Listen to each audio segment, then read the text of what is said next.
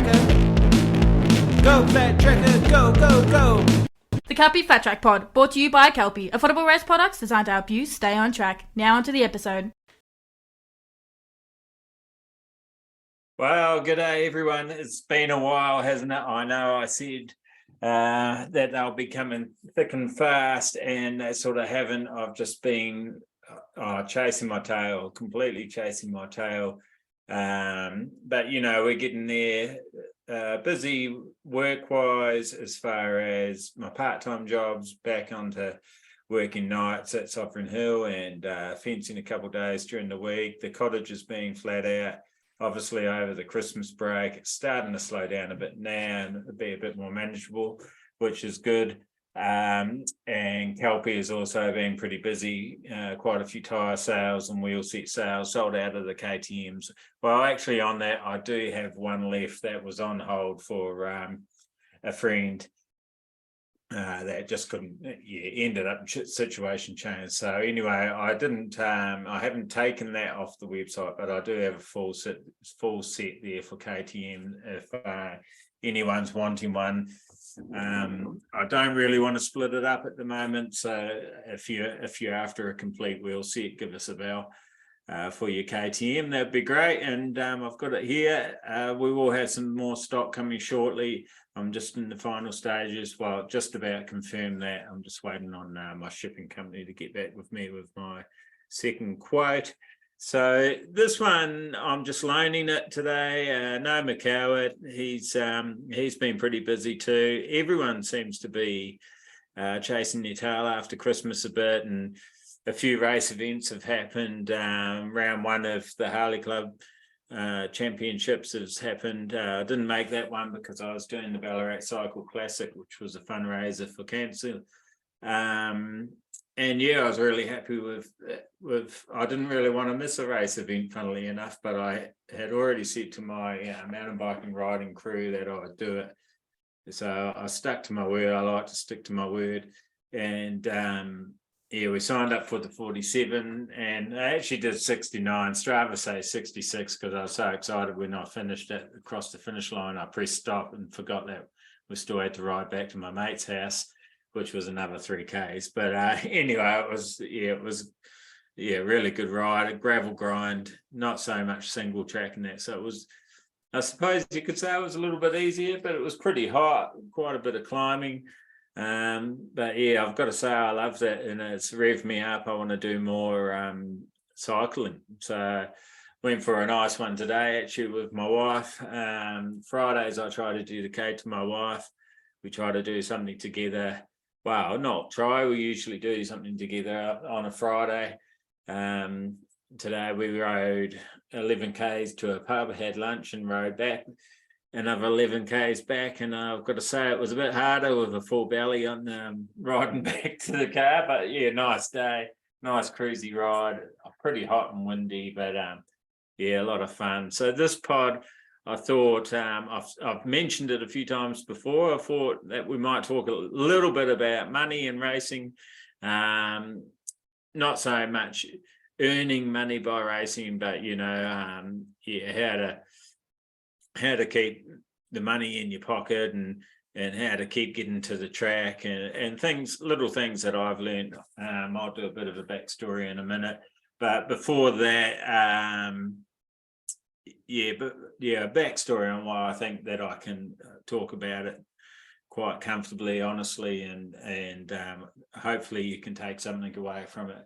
You might already be doing these things, and that's great. But yeah, you know, Kelpi, the whole reason Kelpi came about was it's about giving and sharing and helping the sport grow and just helping people out in general, and that, including myself.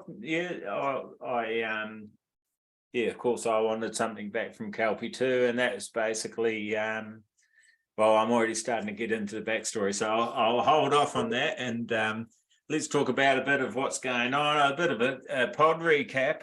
I like doing this. I like the analytics side of stuff, having a look how many people have been listening and watching in, and YouTube's actually going quite well.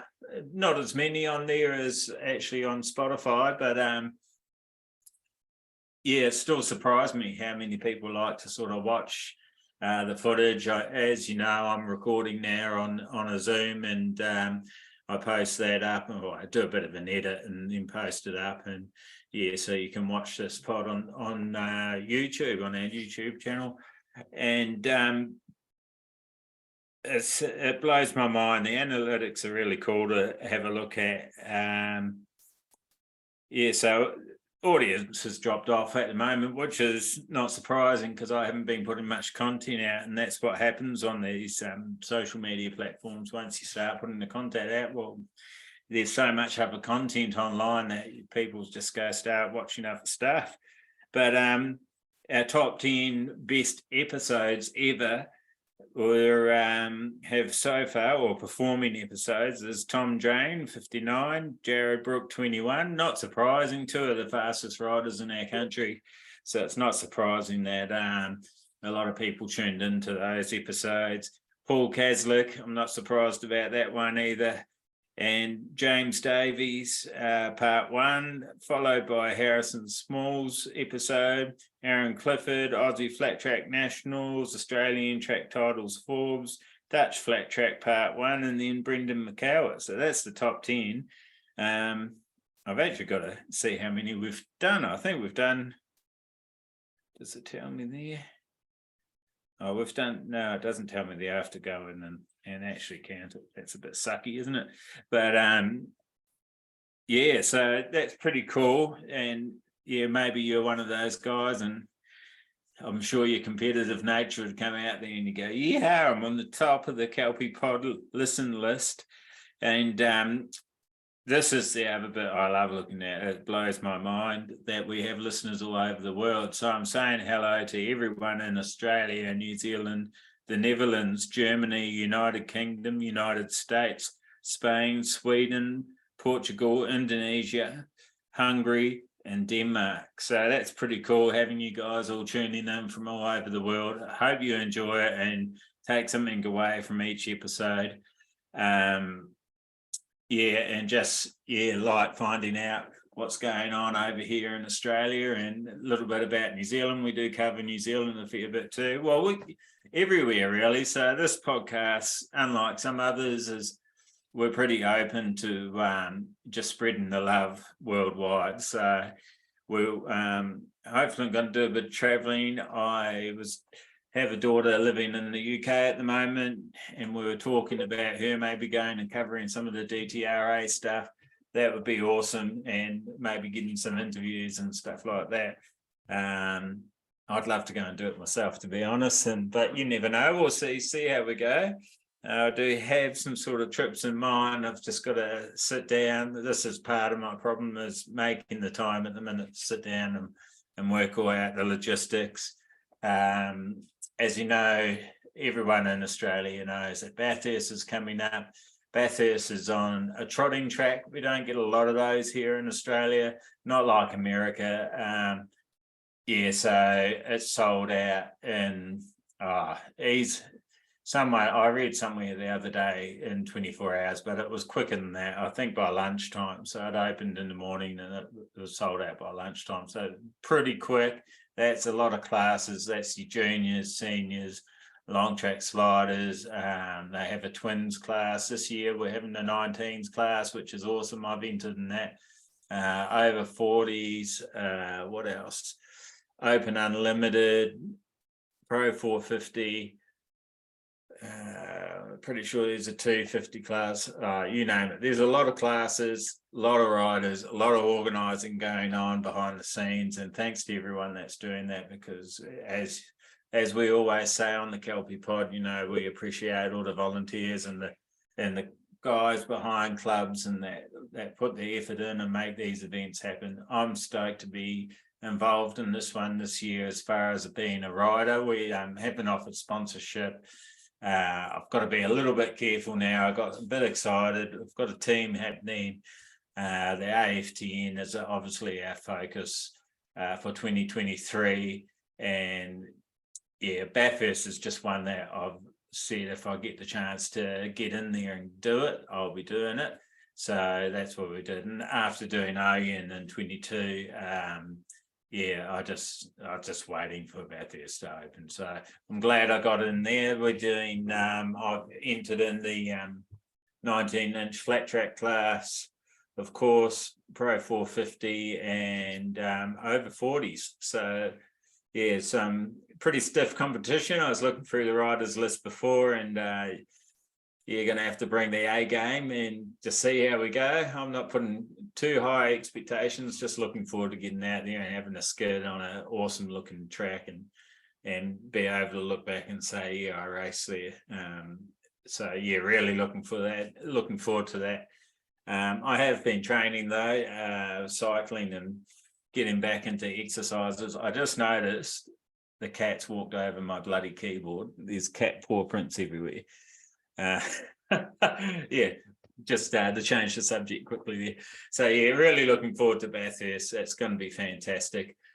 Some big news that we've seen on social media this week is Jared Brook will be, so J21 will be racing in the FIM World Flat Track Championships. You would have seen yesterday on Short Track Down Under, I shared some footage from the Japanese rider Massa doing last year's championship. It looks like it'll be an awesome experience. I'm not sure all the ins and outs of Jared, but good work, mate. I don't know if you had to be selected or, hopefully we'll get to talk to Jared soon and we'll find all that sort of stuff out, answer those questions. That would be great. I've got 1 billion. I'm sure lots of other people have got 1 billion.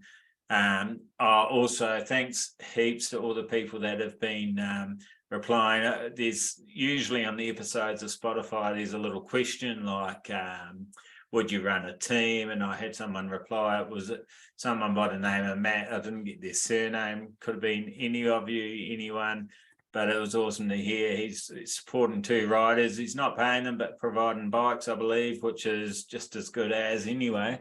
And yeah, it doesn't matter about all the fine details. It matters that you're doing it and creating that environment for riders, and it's just an awesome experience. I mean, I'm really enjoying the experience I'm having as running a team. I don't know how good a job I'm doing at it at the minute, but I mean, it's first year. You've always got to allow for a bit of error and learning, and that's how we learn anyway. And yeah, so that was pretty cool hearing from Matt. Had a few other replies from guys to messages and to the questions as well. Just got a general good job the other day on one of the, I think it was a Dutch flat track episode. I'd have to go, I was a little bit underprepared, sorry, on that. I have written down notes, but I forgot about that until just then it popped in my mind. There was a few others. I'll look them up because that's fair to read you out. Yeah, so what else is going on? Oh yeah, so the world,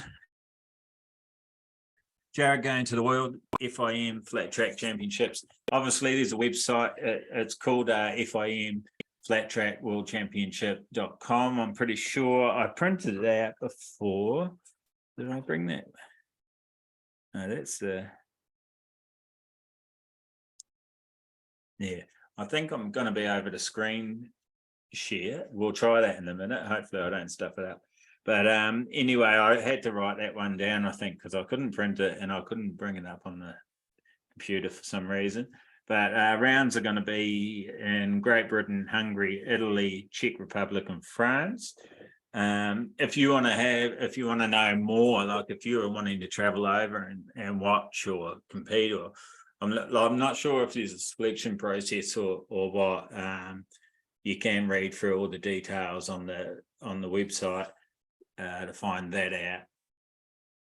I did about a year ago, and I haven't done it yet for 23 because I'm not planning on competing there. I would love to go over though, meet the guys in the Netherlands and in the UK. Definitely want to go to New Zealand and do some racing there if Dad doesn't sell the bike before I commit to that. Yeah, so that looks really cool. FIM Flat Track World Championship.com. That's where you can find that. Now, let me see if I can share my screen.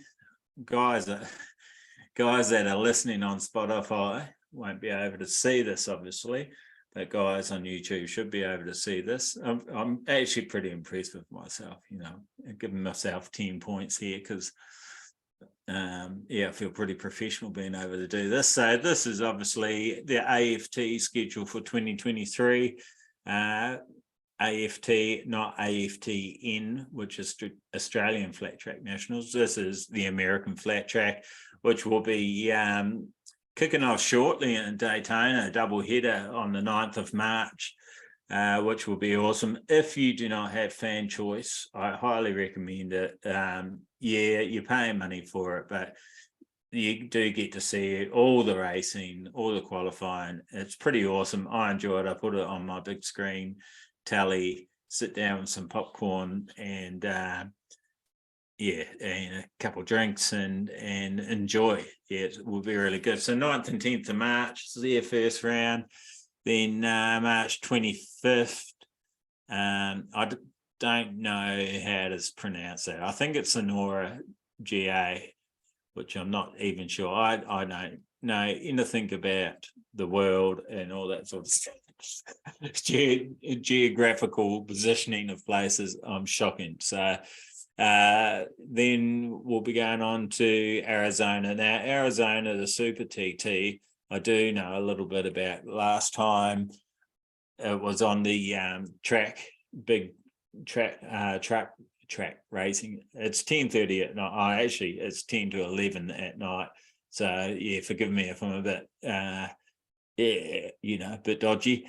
It was on the big truck racing track, and I'm assuming it will be there again. Wild Horse Pass Motorsports Park. I'm pretty sure that's where it was last time. And wow, that's awesome. That will be a great one to watch.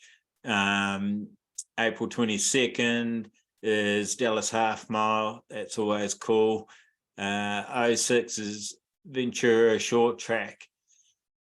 Not sure if I've seen that one. Then 13th of May, Sacramento Mile. 27th of May, Red Mile. 17th of June, DeCoin Mile. 24th of June, Lima, which is a cushion. 1st of July, West Virginia Half Mile. So lots of half miles. 8th of July, Orange Country Half Mile. 22nd of July, Bridgeport Half Mile. 30th of July, Peoria TT. Then 6th of August, Buffalo Chip TT. Then 12th of August, Castle Rock TT. And then 2nd September, Springfield Mile 1. And 3rd of September, Springfield Mile 2. Getting all tongue-tied, double header that one. So, pretty cool season. I'm not sure why. Maybe Corey Texter, if you listen in, mentions it, or not sure why they've got the TTs all back-to-back like that. Why it would be pretty... Maybe it's location. That's probably what it is. I'm not sure. Like I said, the geographical stuff I'm not very good with. Maybe that's what it is. But they're all sort of back to back. It would be good to see that a bit more mixed up. I didn't miss the TT earlier on, did I? No, short tracks, half. The Arizona. So what round was that? So double header, 1, 2, 3. Round 4 is the TT at Arizona, and then you got 5, 6, 7, 8, 9, 10, 11, 12, 13. Round 14. 15, 16 are all TTs. Just emphasizing on the TTs because I love TTs. The jumps, jumps pretty cool. Sturgis, it could be a goer. I'd love to get over there. We've got some friends that don't live that far from, when I say don't live that far, 6 hours, but that's not far really, is it? Half a day's work. So, maybe I aim for that one. That'd be good to get over there. I'd love to go and watch it. Maybe hook up with Dad or something. He's always wanted to go to Sturgis. Yeah, don't know where I'd find the money. Probably have to sell something. But when you want to make it happen, you make it happen, and that's sort of what we'll be talking a bit about. So while we're overseas, let's have a look at the next one. So we're flicking over a page. Pretty fancy. So this is the DTRA, so Dirt Track Riders Association in the UK. So far, they've got 7 rounds, but I think it actually might be more like 9. There's a couple notes down here. Greenfield Open August the 19th and Greenfield Open April the 29th. I don't know if that's part of the actual series or what's going on there. But if you read there, it says the 2023 season is hotting up and we're still working out some more or on some more dates. But here's the schedule so far. So round 1 is Reacap Speedway, April 15th and 16th. MCM Festival, Peterborough, May 14th and 15th. Actually, my girls will be over there then. They should all go to that. Round 3 is the Greenfield TT, June 10th and 11th. Where are we? Round 4, Malloy Bike Bonanza, July 15th and 16th. Round 5 and 6, Amman Valley. I think I'm pronouncing that. It's either Amman Valley or Amman Valley half mile, September 2nd and 3rd. And then round 7, Greenfield Oval, 30th September to 1st of October. So they must be over weekends, double header sort of deal. Then it's got under there DTRA Island Masters Invitational, dirt track racing at Smallbrook Stadium of the Isle of Wight. So that looks pretty cool. And then there's some hooligan stuff there. Hooligans will be at round 1, 2, 3, 4, and 5. And if you want to read more, go to Dirt Track Riders Association UK, and you go under to find the schedule. Like if you're planning a trip to go over, visit family and go and watch your friends or family and go and watch a race or something like that, it's good to combine all this sort of stuff. You go to the enter race tag in the header there, and that shows you the actual calendar as well. And if you do want to travel over there, there's all the information there. New riders, I'm pretty sure, tells you basically everything you need to know, so you can get into it there. Tells you who they've partnered with, all that sort of stuff. So that's the DTRAUK.com, I think it is. Will that show me there? Oh, yes, right there, .co.uk.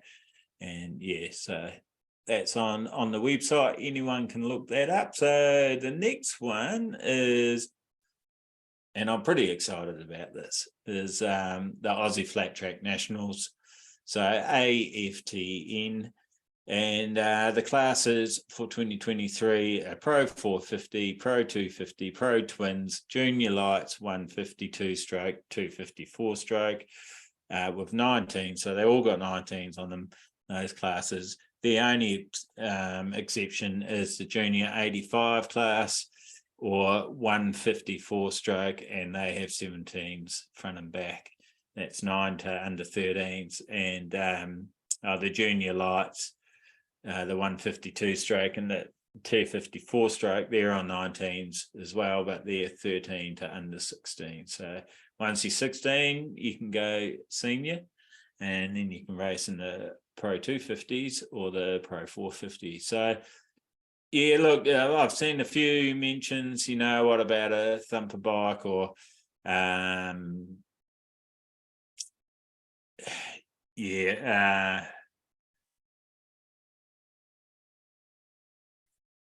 what am I reading there? Sorry, I'm just reading Pro Twins, 499cc, 4-stroke and above street frame, twin cylinder, 19-inch flat track tyres, 16 and over.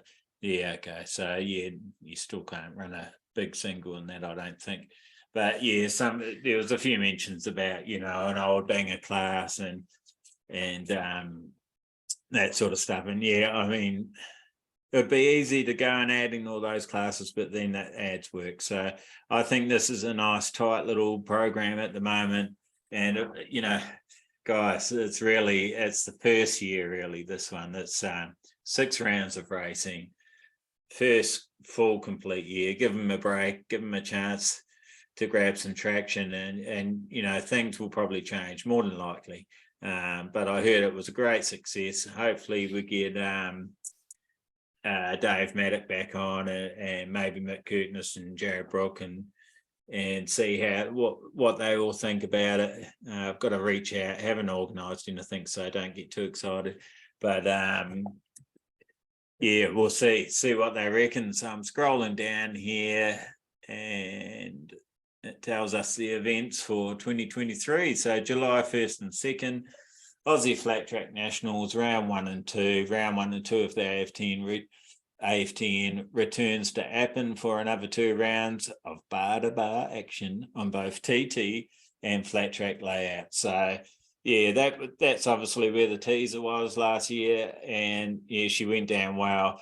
Loved all the post-production that they did in all the socials and everything. They just kept going and going and going and releasing it. The store releasing stuff now, and yeah, obviously congratulating Jared on going to the FIM as well.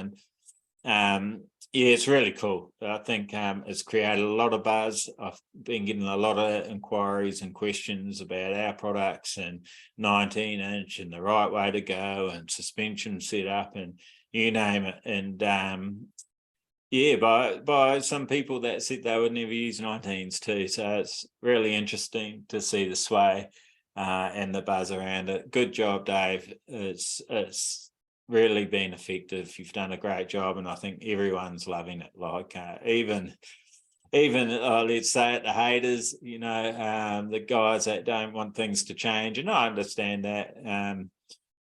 But more and more, I actually just had a phone call the other day. I'm not going to name drop, but even he was really excited. This is the way it's got to go. I've been getting those sort of phone calls a lot, and who am I? Well, no one really. I'm just someone that really wanted to see the sport grow, and I voiced my beliefs, and that's why I get these phone calls, because there are believers out there too, and believe it's the right direction to go. And more and more I'm hearing on the American, basically it's only CTX now doing his pod. I think there are a few others, but I don't listen to them. I just listen to Corey and the Tank Slapping podcast the most, and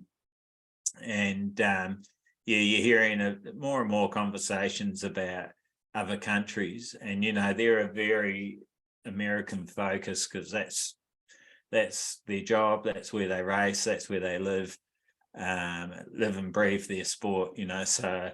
But now they're starting to talk a little bit about, European riders coming to race in their series, and the Aussies, of course. And,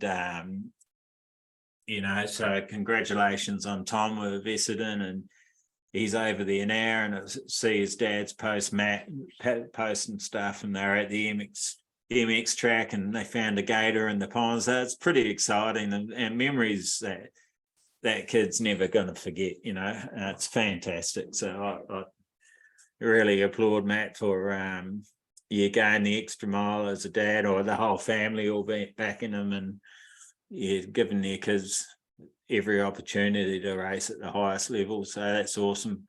But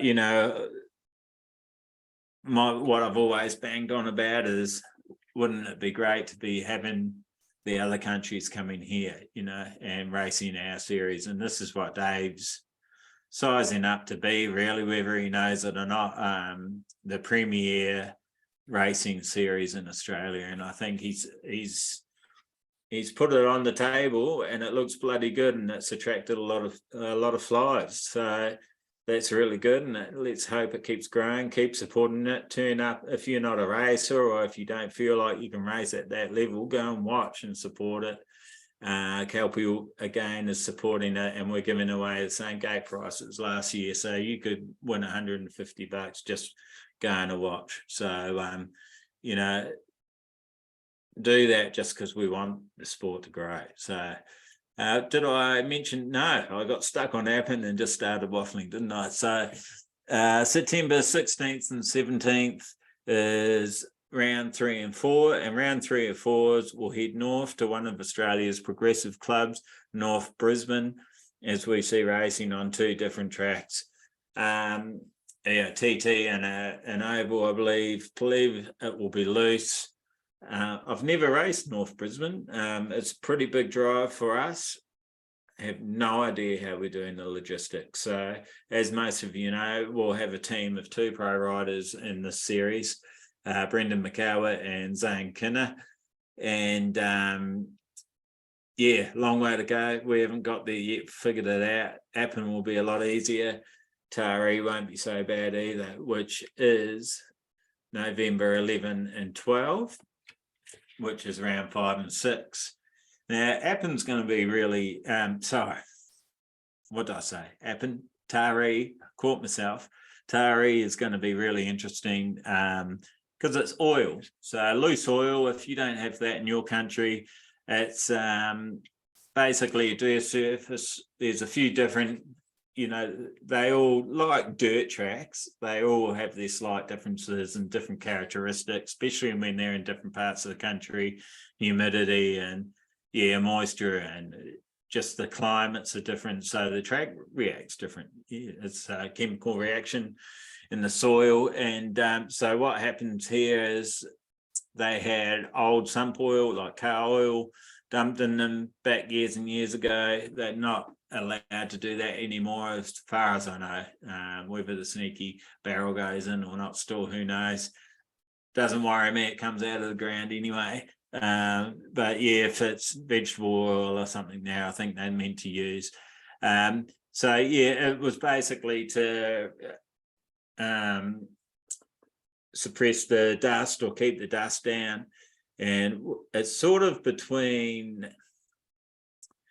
I don't know, all the ones I rode are quite like motard, but it's not too. It's hard to describe. It's when the moisture comes up, it can get sort of really slick, and then when everyone rides the lines, it becomes a bit more one line, more like a clay track, I imagine, or a track that is let to blue groove like Appen.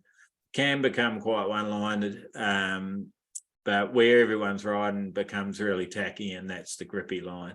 But it's still cool. It will be really cool for the riders and for the spectators. I have no idea what the TT section's like there. Same with North Brisbane. Appen is the only one that we know has some rollers. There was some amazing footage of Jared Brook at Appen. Just about coming a cropper. Very safe that. I'm not sure. Yeah, it could have been really nasty, that one. So that's 3 series around the world. I know there are a lot more. There's a Dutch, I haven't looked that up. There's a Dutch flat track too in the Netherlands. Maybe I'll look that up and we'll talk about that at the start of the next pod. Sorry, Richard. I didn't forget about you. I was thinking about you today, actually, mate. And how I can get over there. And I'm meant to be, the last 2 years, I've meant to be going to China to meet my factory owners and do all that sort of businessy stuff and make those connections tighter. It hadn't happened because of obviously the restrictions and everything. Maybe this year. So that's sort of stopping me from booking other trips, and that sort of leads us into finances, really. How do you do that? I'm not a millionaire. Basically I sell stuff. So sell product, work hard in my other jobs, and I make it happen. I'm very cautious with my money now. I don't drink alcohol. That sort of stuff. So that helps me save a bit. Does it make you a millionaire? No, it doesn't, because it's a small saving. cost of living has really gone up around the world, not just Australia, everywhere, and people are feeling the pinch. Mortgage, so homeowners are feeling the pinch. So yeah, I guess my backstory is I was a factory worker. Or even before that, I was a kitchen hand and then became a chef and did that for a long time. And yeah, it was finding the splits really hard, split shifts. So you'd work in the morning or during the day, and then have a couple of hours off, go back and work until like 10:30 at night, 10 o'clock or 8, 9 o'clock, depending on your position. And yeah, that got really hard with a young family. So I just started doing breakfast shifts, and that was really good. And I got the sack. From management changed over, and yeah, the guy didn't like me or whatever his problem was.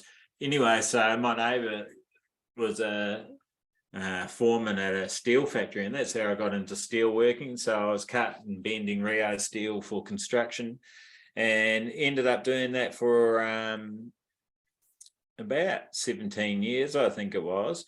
Ended on night shift for a long time.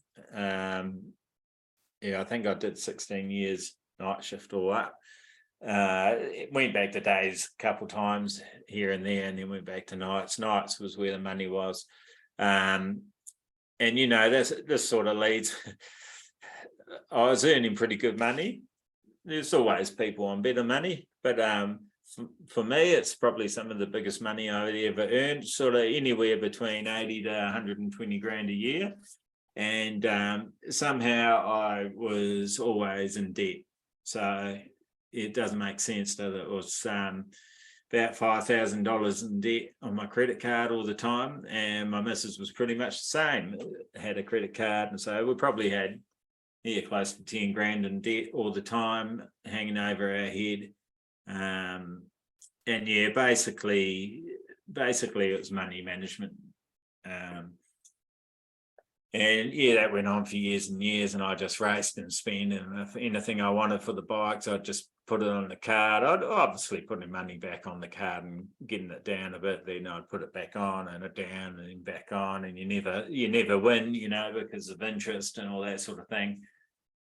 And yeah, so a little bit later on, I'll just put in this disclaimer to the books and that I mentioned. I don't get kickbacks from what I'm talking about here. I'm not a financial advisor, so it's not the be all and end all. You make your own mind up. That's the great thing about being a human, is we make our own choices, and the decisions we make are where we end up, basically. So yeah, so we were in this sort of spiral. My wife was always blaming the bikes, a lot of the time blaming the bikes for us being in debt. When I spent a lot of money on the bikes. At one stage we had 13 motorbikes. We're down to about 10 now, and I'd say we've got about 4 that work. So I'm not spending as much on motorbikes now. They just sit there broken. But some of them are collectors and that sort of thing, and some need to be raced and need a little bit of work before they can be raced and that sort of thing. But so I suppose the point is there. We got to a point where it was probably hurting our relationship. We moved out here to the country. Which sort of was probably because I had a hissy fit, actually. I wanted funnily enough, a new dirt bike and crack the shits. And Catherine said to me, the only way we could do it is if we got a new house and refinanced, or if we refinanced. No, I said, we're not refinancing. So so we got a new house instead. And I got my way. I got a new motorbike. Well, it wasn't new, it's secondhand. I actually wanted what year was that? 016. I wanted the latest model YZX, so it's a YZ250X, which is a enduro bike. I just had a hard on for it, and that's what I wanted. And by the time we moved and everything, and I was watching the cash flow and that sort of stuff, as we borrow because of equity and that from our old house, we could borrow enough to do the renovations I wanted to do here and all that sort of thing. And we're very, very fortunate, very lucky with the timing of everything, and it worked out well for us. But I got a DR 400. I decided I wasn't going to buy a brand new, like I think they were 10 grand, which is a bargain, obviously, in today's prices.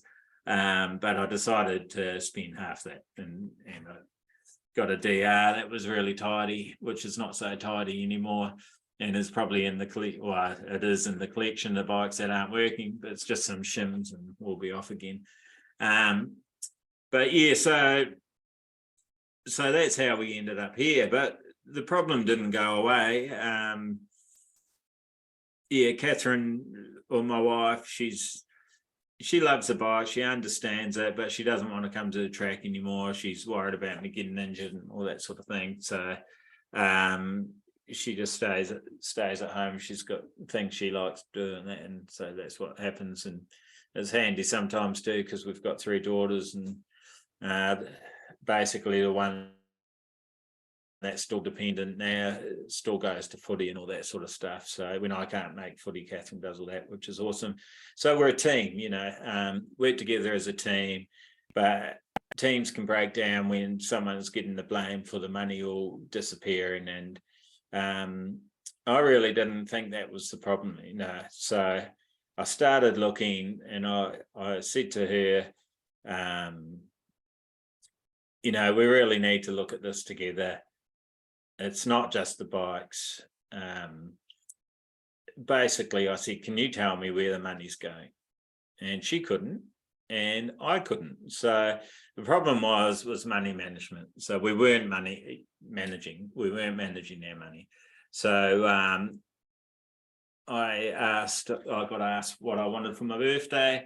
And sorry if this is too boring too, but I think it's important to get the backstory so you know where I'm coming from. So I got asked about what I want for my birthday, and I had actually seen it on the news. There's a guy called Scott Pate, and he wrote a book called The Barefoot Investor. And I have no interest in investing, but it was about managing your money and paying off debts and all that sort of stuff. So that's the book I asked for. It's called The Barefoot Investor. It's this one right here.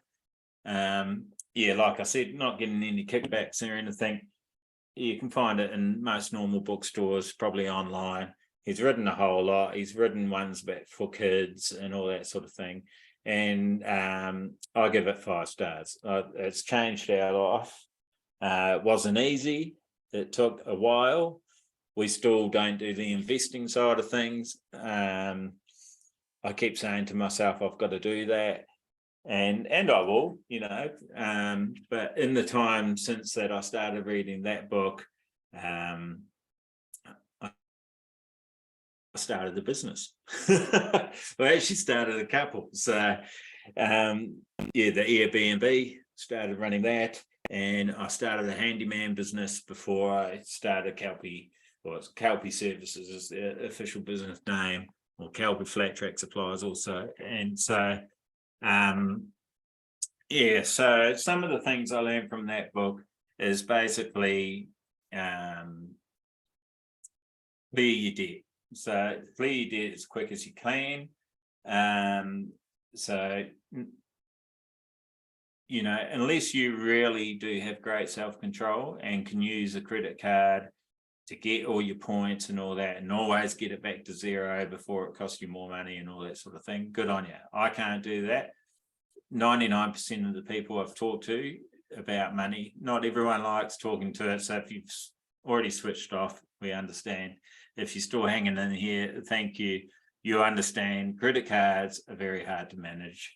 You might have been able to relate to what I was saying before. You get a bit off, then it's back up. You get it down, you get it, and then it's back up. So you're never going to win.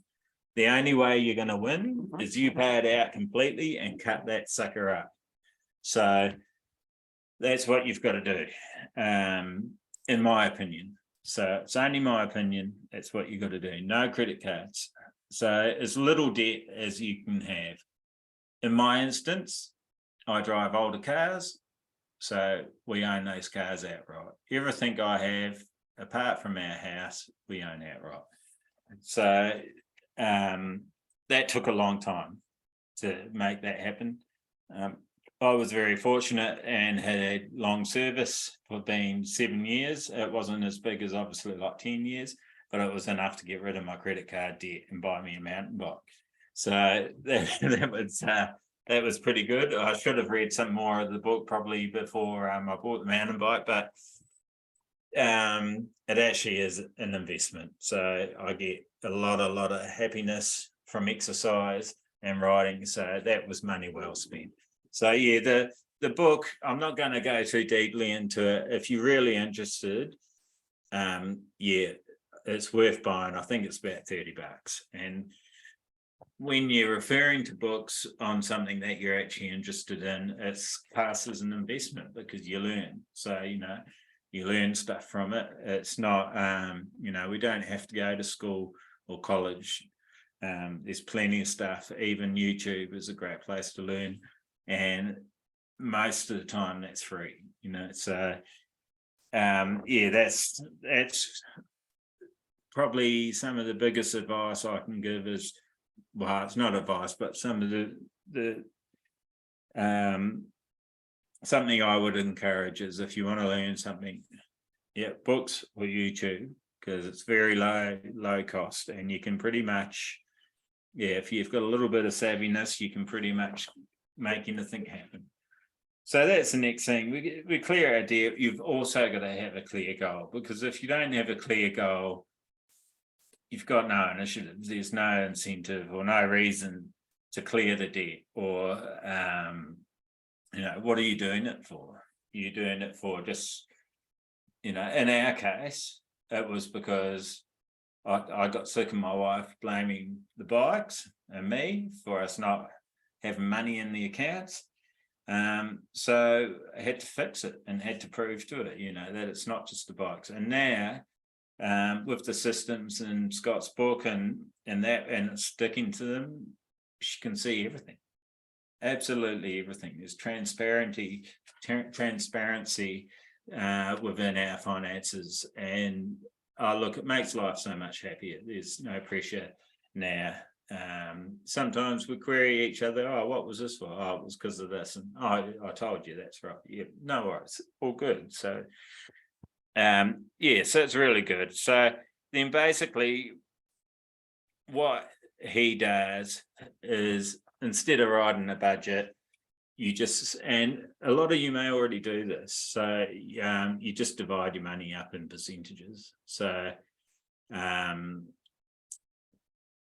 60 for everyday living, 10%, so 60%, for everyday living costs, 10% goes into a different account for going out and getting junk food or movies and that sort of stuff. 10% goes into another account for holidays, and then 20% goes into account for either paying off your debt, if you've got big debt and you can't leave your job and pay it off directly like that, you let it build up, and once a month you pay onto your debt, or fortnightly, and it really works, and it really builds up really quickly. So that's the Barefoot Investor.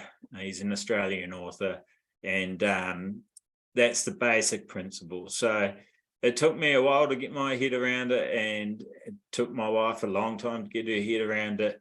But we work together, and it will work if you're single, if you're a couple, whatever your situation. And as Scott says in the book, you don't have to do the percentages he set out. If that's not in your budget, you can make it smaller, and it still works. It's more about a habit.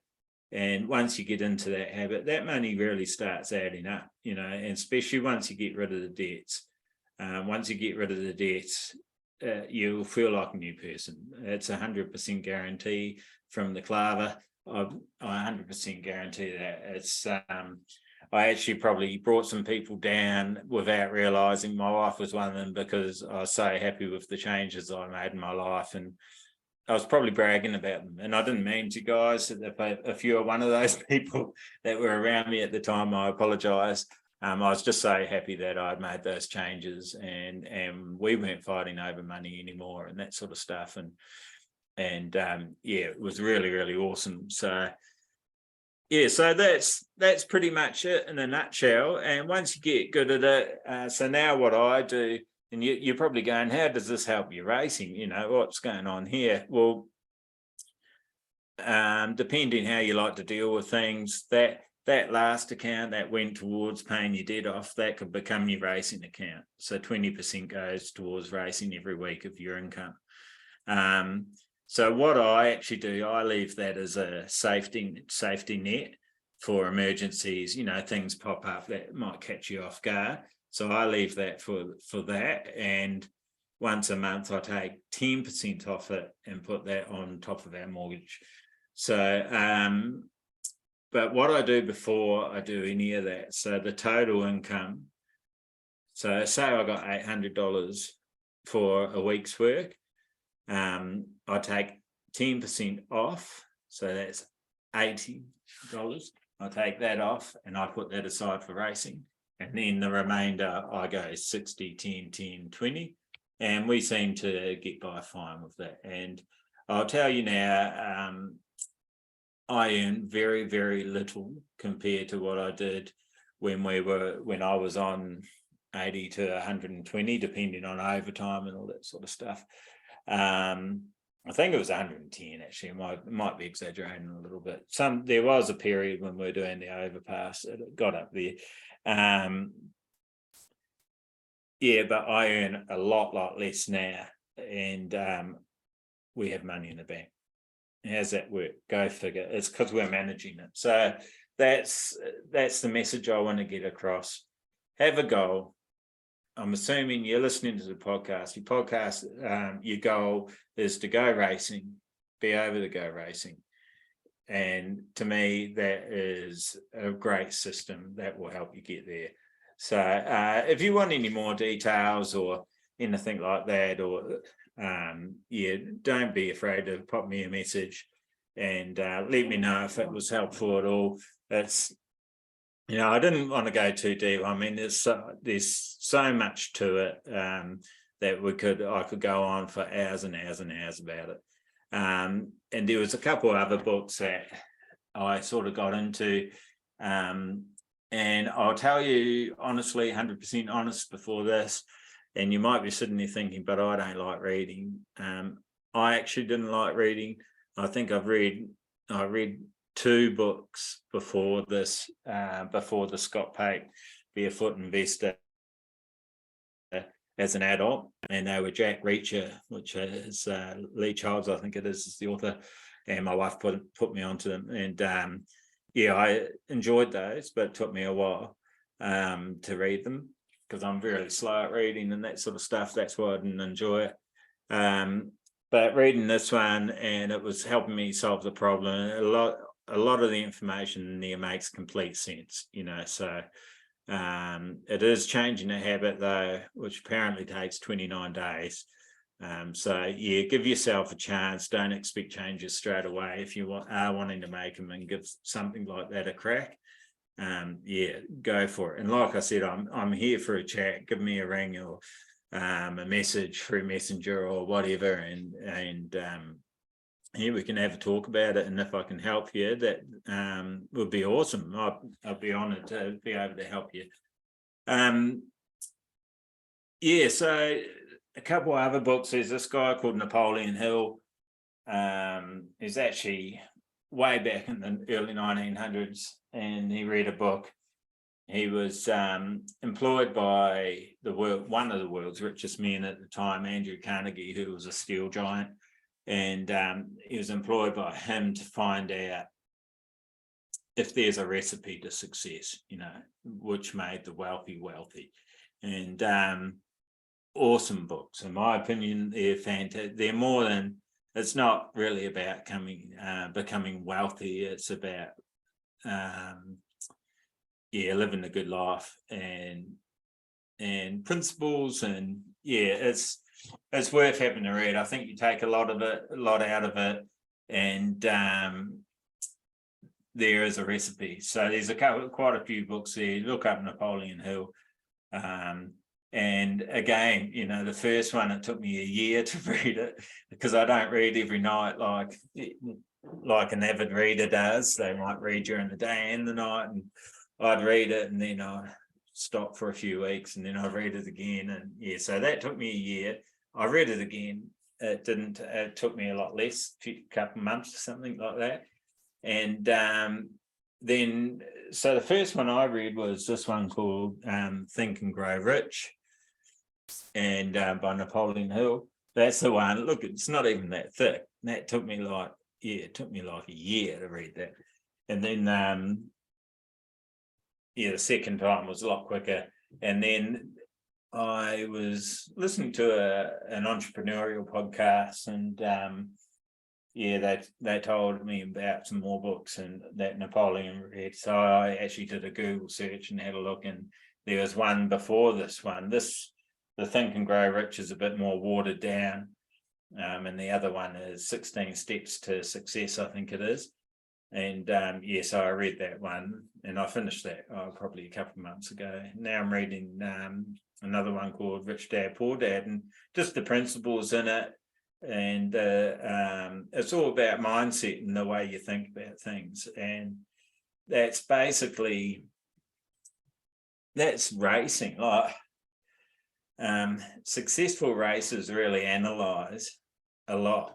They analyze the track, they analyze their equipment, their finances. So once you get some money in the bank and you're able to turn up to events consistently, and that could be the thing. So part of your goal, you could write down, my goal this year for 2023 is to focus only on the AFTN. So it's 6 rounds. You write down the 6 rounds and you start writing out the cost. A lot of people don't like doing this, writing down the cost. We've talked about this with Macau before. He's got a spreadsheet and he puts everything down: tires, new gear, gloves, tools, oil, fuel, everything. And what that does is gives you a very, very clear picture of how much you need for a season. I'd put 5 to 10% on for inflation for the next year. Possibly that might be too high, it might be too low, but at least it's something, because as we've just seen, inflation hurts. But you do need to, most financial advisors sort of say 15%, but look, 5, 10, whatever you can afford, just sort of add that on and find a way to make that extra money for your next season. And the other thing that it does, which I think it might have been Corey Texter actually, you can actually use this document. Once you've got this document, you can use that breakdown and show potential sponsors what it costs you to go racing and why you need their help, and also add in what you can do for them. So, for instance, my riders, I would like them all to promote our business, of course, so on their social media and everything like that. They mentioned Kelpi, fair deal. It's great advertising for us. So, the way we all became a team, and that was slightly different this year. But in the future, if someone comes to me and says, look, this is what it costs for me to go racing, what do you think you could help with? That gives me a good starting point. I go, well, I supply wheel sets. It costs me X amount of dollars to bring it into the country. Because we make this much of it. Maybe you could meet me halfway. I'll give you a big discount, or even at cost. It just depends. And, that wipes out that bit of your budget. It's not your budget, that bit of your spreadsheet, that cost for the next season. Could be tyres. You might have written down that you went through 10 tyres that year. And as a potential sponsor, I could go, well, I can't supply you 10, but I can give you 5. That's going to save you X amount of dollars. So, but if you don't have something that you can use as a pitch, it makes it a lot harder. So I think that's pretty good. The spreadsheet is a pretty good way to go, writing down the spreadsheet, and it will also open your eyes to things that you might be unnecessarily buying too. I can't really think of much that you would unnecessarily buy, but I don't know, maybe, well, tyres you probably do want to stock up on at the moment, so that's not a good example, but and maybe you bought too many tear-offs, so you can, okay, we only went through 8 packs of tear-offs this season. Obviously a bit comes into that. Are we racing oil tracks? Are we racing loose tracks? That sort of stuff. Maybe we will only race oil tracks this year, because that way we only go through 2 packs of tear-offs. Obviously that's very dependent on the part of the country you're in, because if you're driving 14 hours all the time, that's going to outweigh the cost of the tear-offs. But yes, I think you sort of get the feeling of where I'm going here, is it paints a picture, it paints a financial story that you can really use to your benefit, and start making racing affordable. So if you're finding it's overwhelming and that you can't go to meetings, or you're turning down meetings because you haven't got enough money, or it's always going on the credit card, there's something wrong there. And I don't mean that as a negative judgment. I'm just meaning you can improve it, and all it takes is making that choice and saying, yep, you know what, I want to fix this. I want to go racing consistently every year, at least 4 events a year. And you sit down and you start financially planning it. So it's the only way to do it, in my opinion. Because if you're doing it where you're just spending the money and not looking, it eventually bites you in the ass, I think. That's my personal opinion. You can disagree. I did it for years and years and years, a good 10 years before we moved here. We've been, so it wouldn't be 10, maybe 7, something like that. And then when we moved here, I started changing things, and yeah, a bit of that backstory you got. So I hope that's not too boring. I hope it sort of gives you a bit of food for thought, and yeah, that's sort of why Kelpi's here. You know, before I actually fixed our financial structure, I was going, how can I justify going racing? Because that was my main issue, is my wife was busting my balls at the time, saying, you know, oh, spending too much on bikes. So I went, well, if I can make money going to the track and help cover racing costs and help people race for cheaper, it's a win-win for everyone. So that's sort of how Kelpi was born, in a way. Yeah, so I could keep going racing because I love it, and I could see at the time tyres were getting dearer and dearer. When I started racing, I think V rubber was about $70, and I think a Michelin wasn't much more, $80, $90 maybe. You know, and now you look at it, and yeah, they're over 300 plus, just depending where you're going. V rubber 19s, not far off. I think the last one I got a price for was like $290 or something, or $280. The A teams are cheaper, yes. But you know, that's a lot of money. So, and I know it's not talked about, especially probably a weird place to be talking about it on a pod, but it's something that I think every racer needs to learn and think about. If you're already doing it, hats off to you. I'm glad you are, and well done. Because it's not easy. It takes a bit of adjusting, takes a lot of learning and figuring out what works for you. And everyone's situation's unique and different. So, but like I said, I just like share what I've learned, because if it keeps riders coming to the track, that's what we want. We want to keep the sport to keep going and growing, and it benefits everyone. If you are in where I was and thinking, well, yeah, how can I justify it? Well, you might have a partner that's not so understanding. How can I justify it? You can try entrepreneurship. You can, these days with online platforms and stuff, you can start a t-shirt business for next to nothing. I don't know what else you could do. Maybe come and do tire changing service. Shouldn't charge people $20 at the track. 90% of my business is done at the track. There's not many other people out there that come and sell at the track. Well, there's probably more than you think, because those little circles of mechanics and engine builders and all that, they're all making money from the track through the contacts that they make there. So, there's lots of angles. What are you good at? Use your strengths. Maybe I tell you what, there is a shortage of, and that's hard, is social media guys. Like, all my riders could benefit from social media guys, or a vlogger or something like that. I'm sure you could pitch yourself to clubs.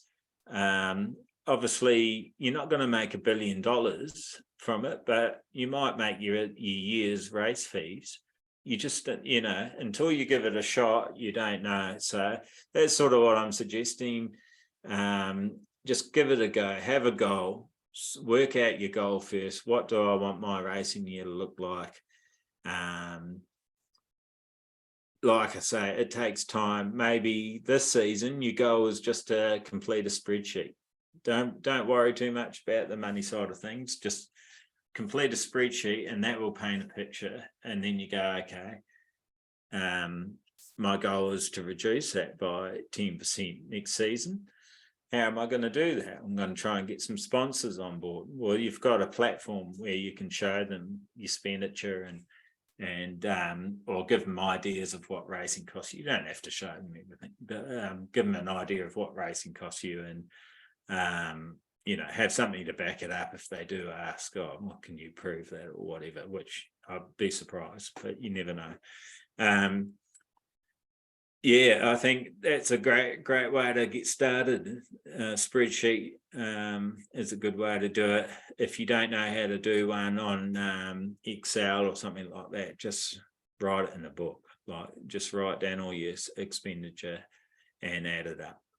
It's as simple as that. It's not that hard.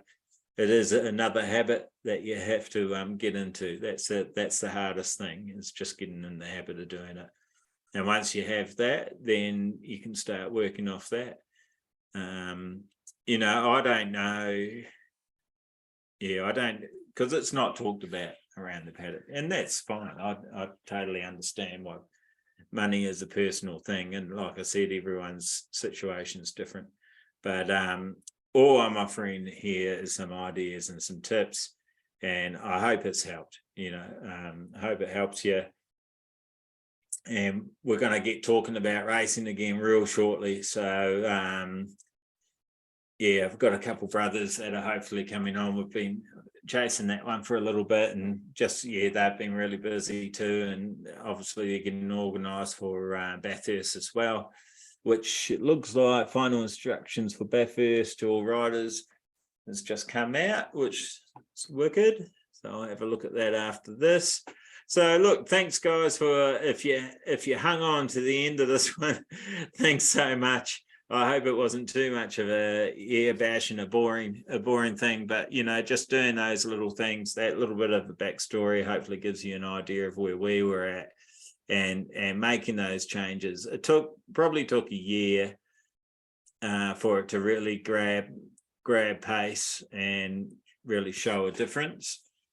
but I tell you, it was worth it. So put the effort in and give it a crack if you're in that place and need to. Yeah, and I'll see you at the track because you're going to be able to afford it, and hopefully we'll have a few more. Well, actually, the Kelpi block's going great, so I don't think I'm going to phase that out at this point. The sales are actually going really good, and you know, I don't normally plug our products on here because it's not really what the Kelpi flat track pod's about. It's just showing everyone what a great community we have around the world and how big our community is. And yeah, you've heard me bang on about that a lot, but I'm just not going to keep saying it because that's what the pod is about, is spreading the word. And yeah, hoping people tune in because they enjoy listening to something that they're interested in.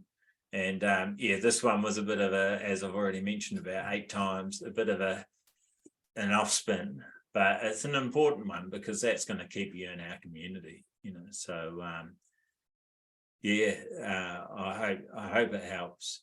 It's actually been interesting. I've been looking around on social media again every now and probably every 6 months or maybe a little bit less.